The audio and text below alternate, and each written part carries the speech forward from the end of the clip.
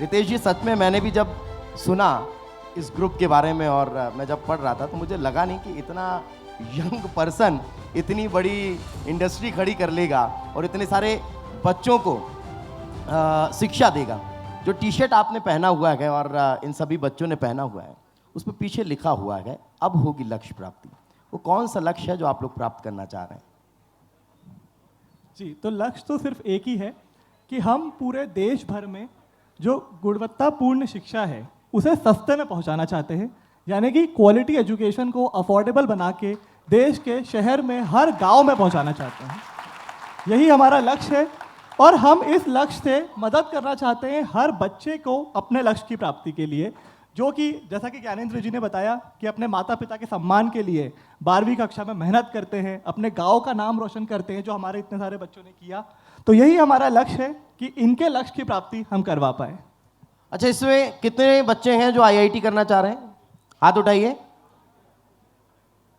IIT करके क्या करेंगे? बड़े बड़े इंस्टीट्यूट में नौकरी करेंगे, अच्छा पैसा कमाएंगे, यही मोटिव होता है? बोलिए जोर से। यही सोचते हैं ना सब लोग कि आईआईटी करेंगे और बहुत पैसा कमाएंगे। अरे कोई हाँ बोलिए भाई कि नहीं। किस लिए करना है आईआईटी? इसीलिए करना है ना? आपने ऐसा क्यों नहीं किया? आपको भी तो बहुत अच्छी अच्छी जॉब मिल रही थी, आईआईटी करने के बाद बहुत अच्छा पैकेज मिल रहा था, सब कुछ था, बट फिर उसे छोड़ करके यहाँ आना और बच्चों के लिए मेहनत करना, गांव गांव घूमना, इसके पीछे की कोई खास वजह? तो ऐसा है कि ये बात तो बिल्कुल सही है बच्चों कि आईआईटी करके अच्छा पैकेज तो मिलता है, मुझे भी मिला था। और यहाँ पे पूछना चाहूँगा, कितने बच्चे ऐसे हैं जिनका ये सपना है कि वो अपनी पहली सैलरी अपने माता पिता को देना चाहते हैं? तो बिल्कुल ऐसे ही ये मेरा भी सपना था आप ही की तरह। तो ये सपना पूरा हुआ, जो पहली सैलरी आई वो माता पिता को दी, उसके बाद जो घर की ज़रूरतें थी वो पूरी करी, फिर शौक पूरे कर लिए। लेकिन फिर ऐसा लगने लगा कि अब और खुशी नहीं मिल रही है। पैसा आ रहा है लेकिन और खुशी नहीं मिल रही है, क्योंकि असली खुशी पैसे कमाने में नहीं होती है। असली खुशी लोगों की मदद करके मिलती है, अपने परिवार के लिए कुछ करके मिलती है, समाज के लिए कुछ करके मिलती है।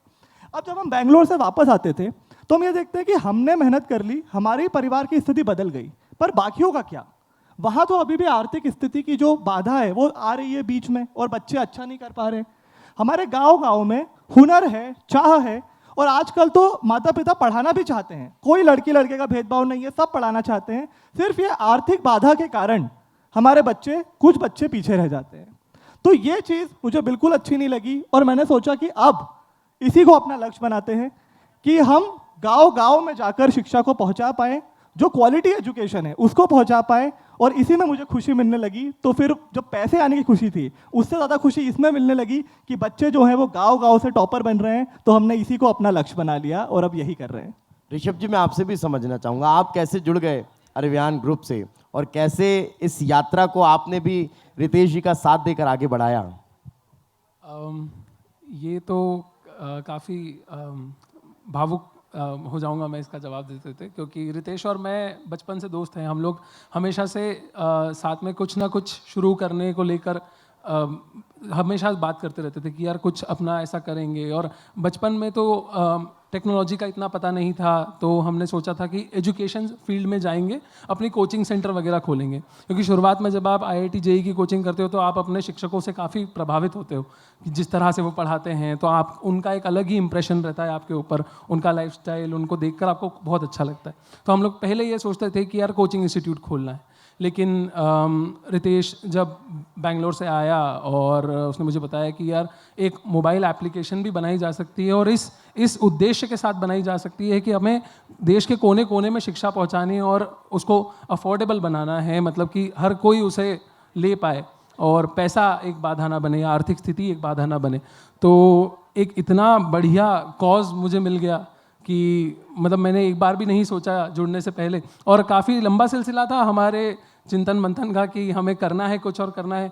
और उसके बाद ऐसा कुछ जो कि इतना नोबल कॉज है, इतनी बढ़िया चीज़ है शुरू करने के लिए कि शिक्षा जैसी चीज़ अगर हम पहुंचा पाए, तो मतलब कोई दूसरा ख्याल ही नहीं आया कि मैं जुड़ जाऊं। मुझे बस वो सही लगा और मैं उस तब से साथ में हूँ। चुनौतियां भी बहुत आई होंगी रितेश जी, इतना आसान थोड़ी ना होता है कि इतना बड़ा अंपायर टाइप का खड़ा कर लेना, बच्चों के लिए गांव गांव जाना।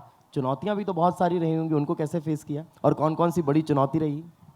तो आप कुछ भी नया करने जाते हैं तो चुनौती तो आती है। जब हमारे गांव के बच्चे पहली बार किसी को बताते हैं कि मैंने सपना देखा है कि मैं पूरे स्टेट का टॉपर बनूंगा, तो उसके दोस्त भी उस पर हंसते ही होंगे, बोलते होंगे कि अरे तू थोड़ी ना बन पाएगा, ठीक है ना। हमारी यहाँ पर टॉपर रिया गुप्ता बैठी हैं, मैं उनको देख पा रहा हूँ, उन्होंने भी मुझे अपनी कहानी बताई कि पहले जब उन्होंने सोचा तो उन्हें भी बड़ा मुश्किल लगता था। पर वही है, जब भी आप कुछ नया करने चाहते हैं तो आपको बाधाएं तो आती ही हैं, क्योंकि नए जो बदलाव होता है उसको लोग उतनी आसानी से नहीं एक्सेप्ट कर पाते हैं।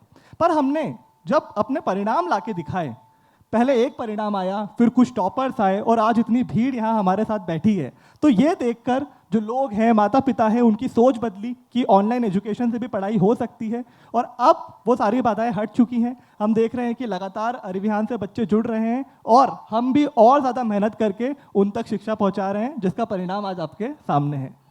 लेकिन ऋषभ जी, कई बार ऐसा होता है कि हम सब कुछ करते हैं, बच्चों को बहुत अच्छा एटमॉस्फेयर मिलता है, बच्चों के पेरेंट्स बहुत ज़्यादा समझते हैं, उनको सब समझाते हैं, बच्चे भी ऑनलाइन बहुत ज़्यादा इंटरेस्ट लेते हैं।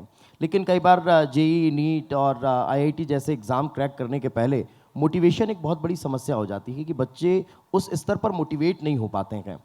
तो वो कैसे हो पाएगा? अंदर का मोटिवेशन, बाहर का मोटिवेशन, ये अलग अलग थ्योरीज निकल कर आती हैं। उसे कैसे बच्चों को समझाया जाए, कैसे उनको मोटिवेट किया जाए? हाँ, तो जैसी जिन एग्ज़ाम्स की आप बात कर रहे हैं, जैसे जेई, कुछ बच्चे हैं जो जेई की तैयारी करना चाहते हैं, मुझे पता है कि नीट वाले भी कुछ बच्चे होंगे, और 12वीं में तो अच्छा रिजल्ट लेकर आए ही हैं ये। तो मोटिवेशन एक समस्या हो जाती है कभी कभी बच्चों के लिए। लेकिन जहाँ से ये बच्चे आते हैं, जो इनका जीवन रहा है, गांव में पला बड़ा बच्चा है, वो अपनी जड़ों से जुड़ा हुआ है, अपने माता पिता को स्ट्रगल करते देखा है, उसने मेहनत करते देखा है, तो अधिकतर बच्चों में वो चाह तो रहती है कि मुझे अपनी ज़िंदगी, अपना जो ये जीवन शैली है, इसे बदलना है। मैं अपनी ज़िंदगी ऐसे नहीं गुजारना चाहता, है ना। मैं अपने माँ बाप के लिए भी कुछ बेहतर करना चाहता हूँ, अपने आप के लिए भी कुछ बेहतर करना चाहता हूँ, आने वाली पीढ़ी के लिए भी कुछ बेहतर करना चाहता हूँ। तो एक जो लॉन्ग टर्म के लिए मोटिवेशन ज़रूरी है कि पूरे साल जो चीज़ आपको लगातार मोटिवेटेड रखेगी कि आप कैसे मेहनत करेंगे और कितनी मेहनत करेंगे, तो वो तो मेरे ख्याल से इनके जहन में हमेशा से ही होती है ना। कुछ बच्चों को ऐसा, मतलब मैंने देखा है कि बच्चे फेसबुक पे, इंस्टाग्राम पे रील्स वगैरह देखते हैं, जो आपने कहा कि बाहरी मोटिवेशन की भी कई बार ज़रूरत होती है, तो जो कि सही बात है। अब उतार चढ़ाव भी कई आते हैं इन परीक्षाओं की तैयारी में। जेई ऐसी एग्ज़ाम है, नीट ऐसी एग्ज़ाम है कि इन काफ़ी बड़ा सिलेबस है, गांव में शिक्षा का स्तर कैसा है, आपको कितने अच्छे स्तर पर पढ़ाया गया है, आपके कंसेप्ट कितने क्लियर हैं, तो बच्चा डिमोटिवेट भी होता है। और तब वो फिर एक्सटर्नल मोटिवेशन पे जाता है कि यार कोई बाहरी ज़रिया मिल जाए, कोई संदीप भैया मिल जाए जो मुझे मोटिवेट कर दें। तो उसके लिए भी, मतलब मुझे ऐसा लगता है कि ये आपको आज और कल और परसों आपका लक्ष्य हासिल करने में मदद करेगा, लेकिन जो अंदरूनी चीज़ है कि आपको अपनी जीवन शैली बदलनी है, अपने माता पिता के लिए कुछ करना है, वो आपको साल भर धकेलता रहेगा। तो दोनों ही कहीं ना कहीं ज़रूरी हैं, और समय समय पर दोनों का ही थोड़ा थोड़ा जो है डोज बच्चों को, अपने आप को भी देते रहना चाहिए और अपने आसपास के एटमॉस्फेयर में भी रखना चाहिए। पॉजिटिविटी हमेशा जीवन में बिल्कुल, रहनी चाहिए। एक बिल्कुल। ऑरा जो है वो बच्चों का भी और उनके आसपास कौन है वो भी पॉजिटिव रहे तो शायद ज़्यादा अच्छा रहता है। बिल्कुल। लेकिन रितेश जी, मैं वापस से अरविहान ग्रुप पर ही आ रहा हूँ, और कहीं ऐसा तो नहीं है कि कोविड के बाद जो स्थितियाँ निर्मित हुई थी उसने आपको ये करने पे मजबूर किया या फिर ये सोचने पर मजबूर किया कि क्यों ना हम कुछ इस तरह का करें? क्योंकि उस दौर में हमने देखा था कि बच्चों की स्कूलें बंद हो गई थी, बच्चे पढ़ाई नहीं कर पा रहे थे। छोटे बच्चों को तो चलो बड़ा अच्छा लग रहा था कि स्कूल बंद है, अब घर पर बैठना है, लेकिन जो बड़े बच्चे थे उनको ऐसा लग रहा था कि बहुत कुछ बर्बाद हो रहा है। तो वो भी एक समय रहा होगा जब इस तरफ आपने विचार किया, इस तरफ सोचा? एक्चुअली ऑनलाइन पे आने का जो विचार था वो पहले से था, क्योंकि हमने ये देखा कि जब आप एक कोचिंग खोलते हो किसी एक गांव में, तो आप वहाँ के 1000 बच्चों को पढ़ा सकते हो, लेकिन जब आप ऑनलाइन पढ़ाते हो तो उतनी मेहनत पे आप देश के लाखों बच्चों को पढ़ा पाते हो, जो हम आज कर रहे हैं। तो इसलिए हमारी जो सोच थी वो हमेशा ऑनलाइन की ही थी। लेकिन जब कोविड आया तो बिल्कुल सभी लोगों ने इस चीज़ को माना कि ऑनलाइन भी बहुत मदद कर रहा है, क्योंकि हम नहीं जा सकते हैं कहीं पे, तो ऑनलाइन पढ़ लेते हैं। और उसके बाद से जो लोगों का ऑनलाइन की तरफ जो झुकाव था वो और बढ़ा, और जब बच्चे ऑनलाइन आए, अरविहान पे आए, तो उन्होंने देखा कि ये भी कई बार अगर हम अच्छे से ध्यान दें तो ये भी उतना ही हमारे लिए इम्पैक्टफुल हो सकता है, मददगार हो सकता है। ये कौन कौन सी क्लास के बच्चे तक आप मतलब ऑनलाइन पढ़ाते हैं? अभी हम 12वीं पे फोकस कर रहे हैं, 11वीं की शुरुआत हमने कर दी है, और इसे फिर आगे ले जाकर और सरकारी एग्जाम्स की तैयारी के लिए भी करेंगे, ताकि बच्चा एक बार अगर अरविहान से बचपन में जुड़े तो वो अपनी सरकारी नौकरी मतलब पा के ही 12वीं बाहर तक या सिर्फ 12वीं? फिलहाल 12वीं है, 11वीं और 12वीं है, और इसके बाद हम सरकारी एग्जाम्स की तैयारी भी लेकर आएंगे। अच्छा, अभी कुछ ऐसे ग्रुप्स भी हैं जो 10th भी करा रखे हैं, 9th भी करा रखे हैं, तो क्या लग रहा है कि बच्चे उतना कनेक्ट कर पाते होंगे ऋषभ जी? क्योंकि क्लास का एटमॉस्फेयर बहुत अलग होता है और ऑनलाइन क्लास का बहुत अलग होता है। मैंने भी देखा कि मेरी बिटिया जब ऑनलाइन क्लास कोविड के दौरान किया करती थी तो उतना बच्चा कनेक्ट नहीं हो पाता है। क्या ये एक चुनौती नहीं रहती आप लोगों के लिए? ये बिल्कुल उन्हीं चुनौतियों में से है जो अरिविहान। मैं इसलिए ये पूछ रहा हूँ, घर में खाना बन रहा है, उसकी खुशबू भी आ रही है ना, इधर से अपना छोटा भाई या बहन खेल रहा है, उसकी आवाज़ भी आ रही है, और उसी बीच आपको भी अपनी पढ़ाई में कंसंट्रेट करना है, आप जो बोल रहे हैं वो भी सुनना है। तो इसलिए मेरा ये सवाल है कि एक चुनौती तो बच्चों के लिए भी है और टीचर के लिए भी है। हाँ, तो जैसे जो आप कह रहे हैं कि बच्चों को शायद उतना अटेंशन देने में ऑनलाइन एजुकेशन में, क्योंकि ऑफलाइन में तो क्या होता है कि कोचिंग गया है बच्चा, क्लास में बैठा है, टीचर सामने है, तो उसे ध्यान देना ही है। दिख रहा है, चौक मार के उसको अटेंड कर तो दिया कि टीचर अरे जो इधर है देखो। टीचर जो है वो बच्चे को टोक सकते हैं समय समय पर, है ना। नहीं, पर मैंने ऐसे भी बच्चे देखे हैं जो ऑफलाइन क्लास में भी बैठ के खो जाते हैं। तो मेरा तो ये मानना है कि अगर ऐसा मैं हुआ करता था कि अगर किसी बच्चे को खोना ही है तो वो तो ऑनलाइन भी खो जाएगा, ऑफलाइन भी वहाँ बैठे बैठे खो जाएगा। पर मानना यह है कि पढ़ाई को इतना मज़ेदार बनाना पड़ेगा कि बच्चे को पढ़ने में मज़ा आए। कोई बच्चा कभी खेलते हुए इधर उधर नहीं भटकता है, खेलते हुए हमेशा पूरा ध्यान खेल पर होता है क्योंकि वो मज़ेदार है। और ऐसे ही पढ़ाई को भी मज़ेदार बनाया जा सकता है, जो हमारी कोशिश है। और उसके लिए हम एआई का भी काफ़ी यूज़ कर रहे हैं, क्योंकि हम टेक्नोलॉजी के बैकग्राउंड से हैं। तो हमने तुरंत सवाल पूछने के लिए एआई लगाया हुआ है, उससे आपको तुरंत जवाब मिलता है। ऐसे ही हमने छोटे छोटे टुकड़ों में रिवॉर्ड्स दिए बच्चों को, उनकी तारीफ़ करते हैं। अगर वो अच्छा करते हैं तो सोशल मीडिया पे उनका नाम देते हैं, तो उनसे उनको मोटिवेशन मिलता है छोटी सी मेहनत करके। और फिर उनसे उनको लगता है कि चलिए मैं और मेहनत करूंगा तो और बड़ा रिजल्ट मिलेगा। अब मैं, चूंकि अब अपन इस सेशन को क्लोज करने जा रहे हैं, तो एक लास्ट सवाल, क्या आपको ऐसा नहीं लग रहा कि जो छोटे छोटे गांव में स्कूल चल रखे हैं, सरकारी विद्यालय चल रखे हैं, कोई प्राइवेट स्कूल चल रखे हैं, अब ये संकट का दौर उन लोगों के लिए भी, ऐसा तो नहीं? क्योंकि अगर सब कुछ ऑनलाइन हो जाएगा, अब एजुकेशन भी ऑनलाइन मिलने लगेगा, 9वीं 10वीं के बच्चे भी ऑनलाइन पढ़ने लगेंगे, तो कहीं ऐसा तो नहीं कि संकट उन लोगों के लिए भी रहेगा? मतलब मेरा मानना है कि जो क्वालिटी एजुकेशन है वो पहुंचाना सबसे ज़्यादा ज़रूरी है, माध्यम कुछ भी हो।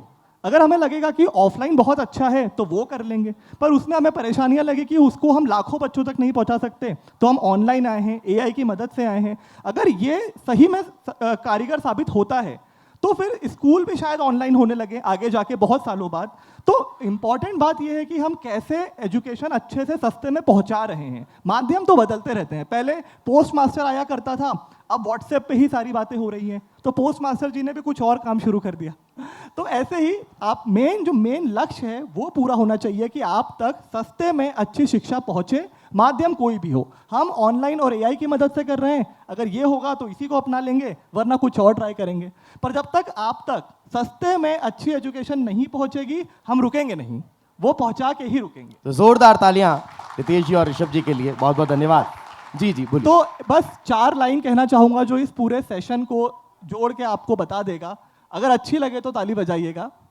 तो मेरा मानना है ये कि शिक्षा से बदलेगा कल, माता पिता है हमारा बल, अरिविहान देगा हर बच्चे का साथ, तू बस मेहनत की राह पे चल। तो बस यही कह के मैं यहाँ से आपसे विदा लेना चाहूंगा। बहुत बहुत धन्यवाद। बहुत बहुत धन्यवाद, बहुत बहुत धन्यवाद।